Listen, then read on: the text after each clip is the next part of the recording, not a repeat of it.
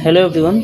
आज हमारी चौथी क्लास है और पिछले क्लास में हमने काफ़ी चीज़ें सीख ली। जैसे टूल सेटअप हो गया, EHR फाइल का एक्सट्रैक्शन हो गया और भी सारी चीज़ें जो थी, ठीक है। लेकिन जब हम लोग EHR पढ़ रहे थे तो वहाँ पे देखिए, जब हम लोग रिक्वेस्ट को कैप्चर कर रहे थे क्रोम में, तो यहाँ पे आपकी वेबसाइट लोड हो रही थी और साथ में आपका जो डेवलपर टूल्स ओपन हो रहा था और यहाँ से हम लोग एक्सपोर्ट करके चीज़ों को ले जाके काम करवाते हैं। वही प्रोसेस आप वीडियो एक्सट्रैक्शन के लिए भी कर सकते हैं। आप वही चीज़ किसी भी टाइप के डेटा को एक्सट्रैक्ट करने ऑटोमेट करने के लिए ऐसे कर सकते हैं, ठीक है। क्योंकि जो रिस्पांस आता है उस रिस्पांस को देखते रहिएगा, क्योंकि उसी में सारे के सारे वीडियो वीडियोस वगैरह आते हैं। तो बाकी AI को देंगे तो बाकी काम कर लेगा। अब यहाँ पे केवल हम वो चीज़ें कर सकते थे जो हमको ब्राउज़र दिखा रहा है और सर्वर भेज रहा है। इसको कंट्रोल नहीं कर पाते थे। इसमें कुछ चेंजेस करनी हो रिक्वेस्ट वगैरह में, तो फिर हमको कर्ल करके अपने जाके कहीं दूसरे वगैरह करना पड़ेगा, ठीक है। तो हम क्या करेंगे, लाइव में करने के लिए यहाँ पे क्रोम में एक फीचर आता था ओवरराइड का, ठीक है। ये केवल डेवलपर्स के लिए होता था, ये सर्विस लेवल पे चेंज करता था। देखिए, जैसे मैं यहाँ पे बता दूँ कि क्या चेंज करता था। जैसे मान लीजिए आपकी कोई गेट पोस्ट की रिक्वेस्ट है, ठीक है। मान लीजिए कोई गेट की रिक्वेस्ट है और यहाँ पे API रिक्वेस्ट में जा रही है कि ID = 535 मान लीजिए जा रही है, ठीक है। अब आपको डायरेक्ट इसको चेंज करना था, तो ओवरराइड मेथड में क्या होता था कि आप इसको कर सकते थे, इसको 536 कर सकते हैं। लेकिन क्या होगा कि वो सरफेस पे अपडेट होगा। मान लीजिए इस ID को अपडेट करके यहाँ पे आपको दिखाना था कि यूज़र इनरोल्ड, ठीक है। मान लीजिए कोई इन पॉइंट था यूज़र इनरोल्ड का, तो 535 वाला तो इनरोल्ड था लेकिन 536 वाला नहीं था। तो 536 वाले को दिखाने के लिए यहाँ पे ओवरराइड करके उसका रिस्पांस देखना था। तो आपने क्या किया, यहाँ पे 536 की ओवरराइड फंक्शन का यूज करके, यहाँ पे क्रोम में रहता है, तो क्या करता है कि उस सर्वर उसका एक कॉपी यहाँ पे बना देता है, फाइल टाइप में कॉपी बना देता है और वहीं पे अपडेट हो जाता था वो, लेकिन वो इफेक्ट नहीं करता था सर्वर साइड पे। तो ओवरराइड फंक्शन में बस यही है कि डिमॉन्स्ट्रेशन के लिए आपका सर्वर कैसा रिस्पॉन्स कर रहा है वो देखने के लिए यहाँ पे देख सकते थे, ओवरराइड फंक्शन का यूज करा है।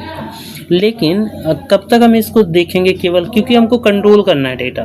जब कंट्रोल की बात आती है, कंट्रोल करने की बात आती है, तो हम लोग क्या यूज करते हैं, प्रॉक्सी, ठीक है।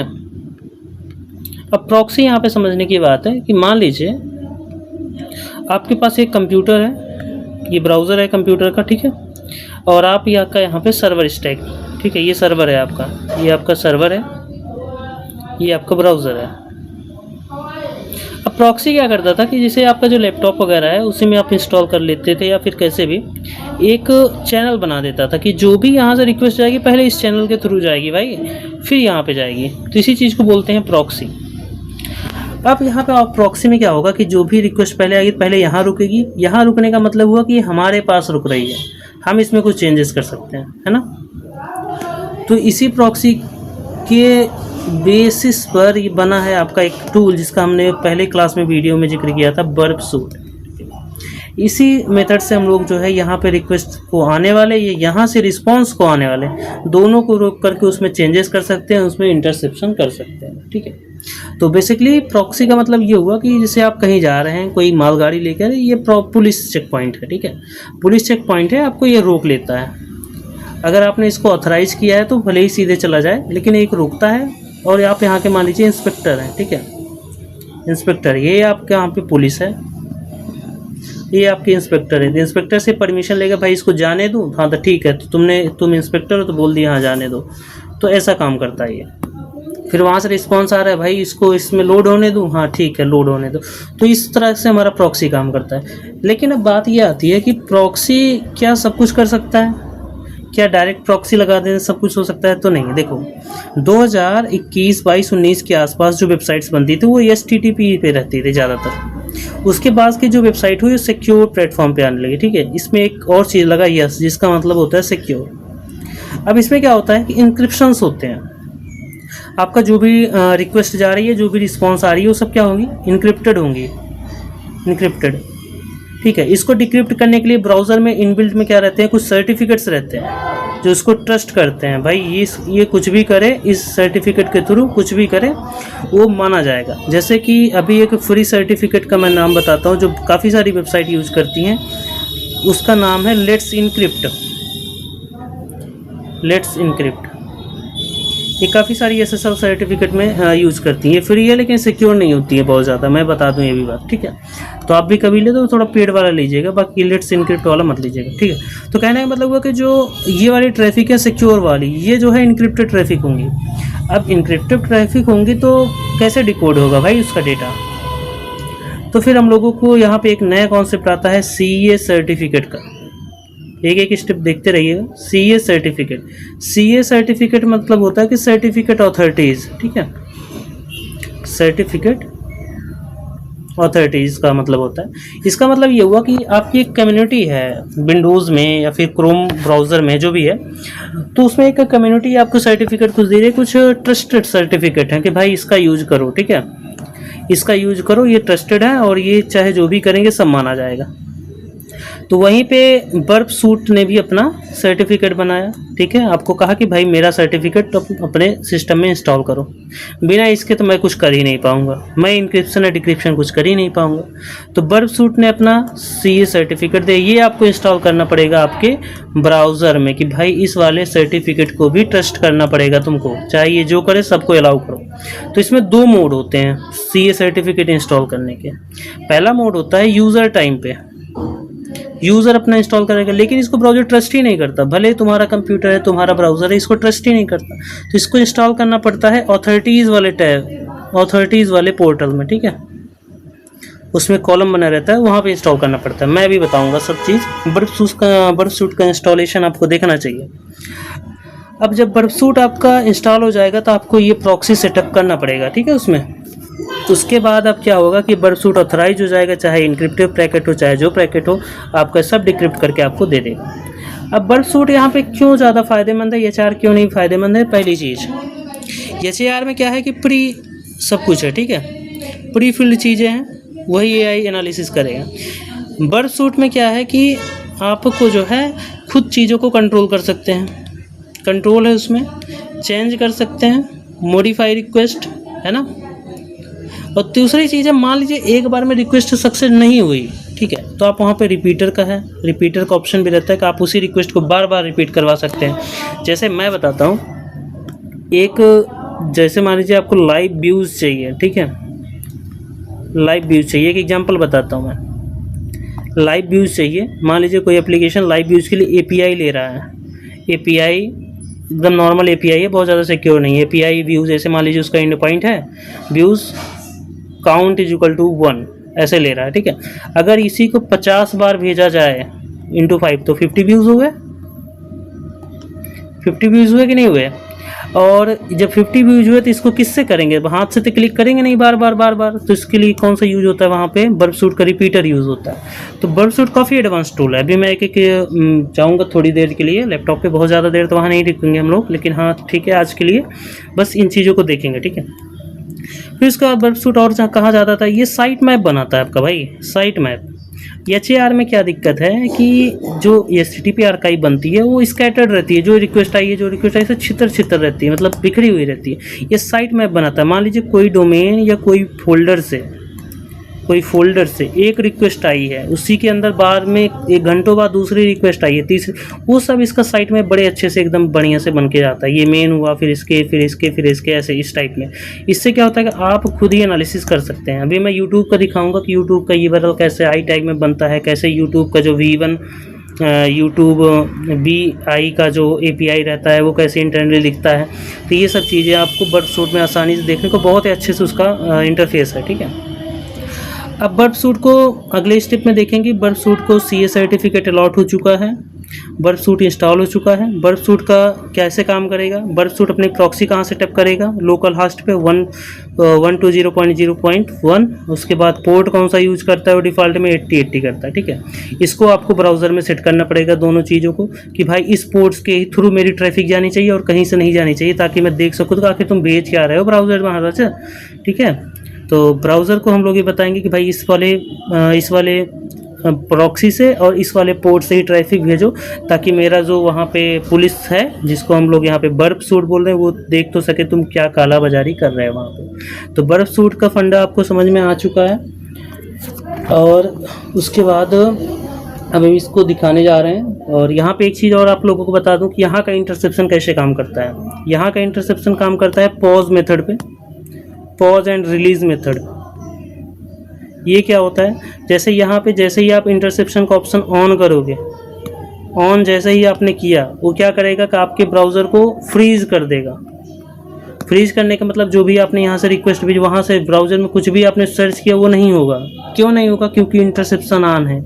इंटरसेप्शन क्यों ऑन है? क्योंकि ये पुलिस को लग रहा है कि भाई इसमें कुछ करना है मुझे, या मुझे कुछ घूस वगैरह लेना है। घूस वगैरह का मतलब यहाँ पे है कि इसको कुछ चेंजेस करनी है इसमें, तो इसलिए होल्ड कर लेता है। तो इंटरसेप्शन का सबसे बढ़िया फ़ायदा यहाँ पे ये होता है पॉज एंड रिलीज़ मेथड। और जब रिलीज़ मेथड यहाँ पे यूज़ होता है तो वहाँ पे हम लोग यूज़ करते हैं फॉरवर्ड का मेथड वहाँ पे रहता है। रिलीज़ को वहाँ पे फॉरवर्ड बोला जाता है। जैसे यहाँ पे पॉज रहता है, तो जैसे ही आपको लगे कि हाँ आप छोड़ना है तो वहाँ पे फॉरवर्ड मेथड यूज़ कर सकते हैं। तो आपको पॉज रिलीज़ मीन्स वहाँ पे होगा इंटरसेप्ट और फॉरवर्ड।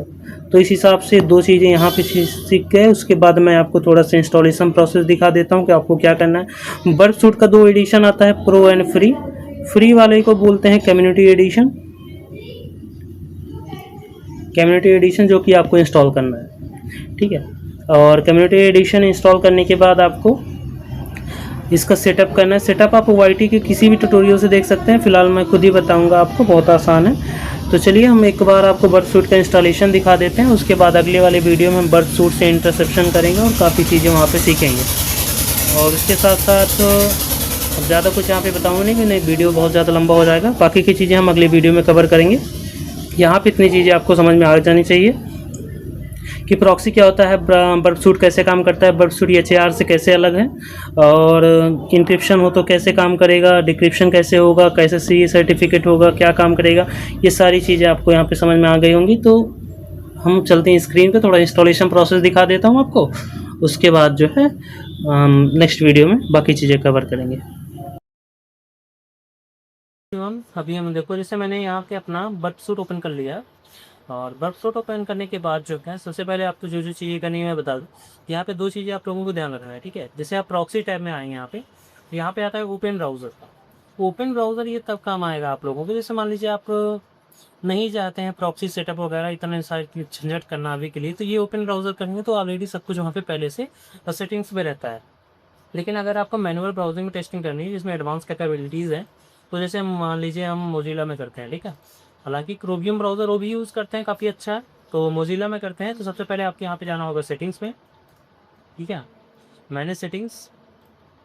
उसके बाद आपको यहाँ पे सर्च करना होगा प्रॉक्सी, कंज्यूमर प्रॉक्सी करेंगे। उसके बाद यहाँ पे आएगा मैनुअल, और यहाँ पे HTTP और HTTPS दोनों आएगी, इसको चेक मार्क कर देना। और यहाँ पे आपको लोकल होस्ट का ईमेल भरना है, फिर यहाँ पे आपको HTTP पोर्ट भरना है। ये आपको कहाँ से मिलेगा, तो आप यहाँ से देख के सेटिंग्स वाले आइकन से यहाँ से मिल जाएगा, ठीक है। यहाँ से आपको ये देखने को मिलेगा आपके में कौन सा लोकल होस्ट बन रहा है, पोर्ट, और क्या यूज़ हो रहा है, ठीक है। फिर आपको सेकंड स्टेप में यहाँ पे एक्सपोर्ट कर लेना है सर्टिफिकेट। जैसे मैं यहाँ पे सर्टिफिकेट को DER फाइल में पहला वाला ऑप्शन यूज़ करना है। उसके बाद यहाँ पे एक क्या कहते हैं सेलेक्ट फाइल करनी है। सेलेक्ट फाइल मीन्स आपको एक नाम दे देना है यहाँ, जैसे बर्ड CA मैं यूज़ कर रहा हूँ, बर्ड CA। फिर ऑप्शन में डॉट लगा के DER जरूर लिखना है इसका, ठीक है, एक्सटेंशन उसका।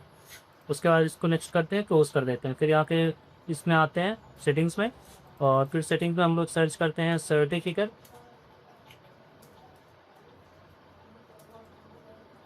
फिर यहाँ पे मैनेज सर्टिफिकेट, फिर यहाँ पे आपको योर सर्टिफिकेट ऑथेंटिकेशन सारी चीज़ें देखेंगे, लेकिन आपको जाना है अथॉरिटीज़ वाले में।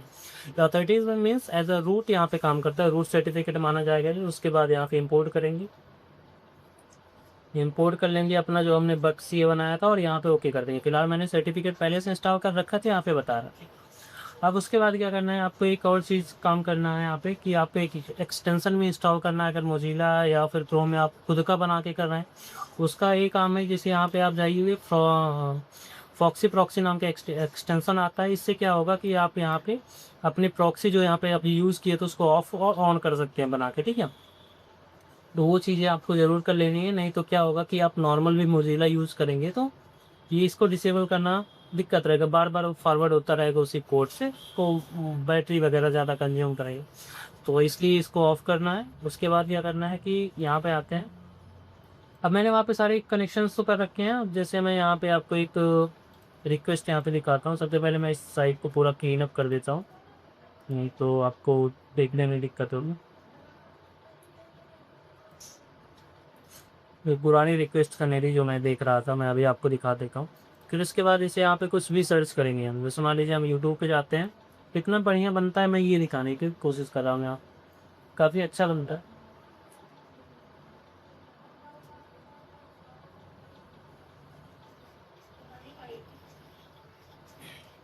जैसे यहाँ पे यूट्यूब मूड हो रहा है, तो यहाँ पे हम देखते हैं ना, तो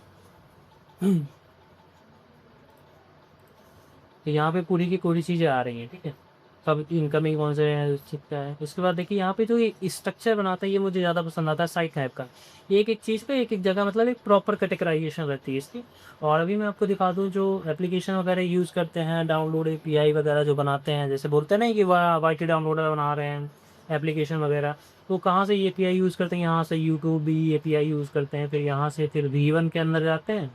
V1 के अंदर जाने के बाद फिर यहाँ पे यही वाली एपीआई यूज़ करके ब्राउज़ वगैरह, गाइड वगैरह, यही सब यूपीआई यूज़ होती है वहाँ पे, ठीक है। फिर यहाँ पे अगर आप सोर्स को देखें, जैसे यहाँ पे है, मैं भी सोर्स प्ले कर दूँ वहाँ के,